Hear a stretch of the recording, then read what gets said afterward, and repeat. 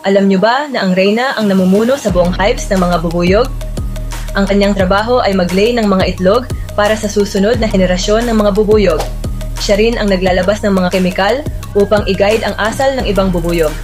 Ang mga manggagawa ay binubuo ng mga babaeng bubuyog na responsable sa pag-iimbak ng pagkain tulad ng pollen at nectar mula sa mga bulaklak, pagtatayo at proteksyon ng hive, paglilinis, at pag-circulate ng hangin sa pag-ayos ng kanilang mga pakpak. Sila ang mga bubuyog na makikita ng mga tao na lumilipad sa labas ng hive. Ang mga drones ay mga lalaki na ang layunin ay makipagtalik sa bagong reyna. Maraming daan ang nabubuhay sa bawat hive tuwing tagsibol at tag-init. Ngunit kapag taglamig, ang mga manggagawa ay pinalalayas ang mga drones na hindi makasabay sa survival mode sa loob ng hive. Kung nagustuhan niyo ang video, please do like and share for more.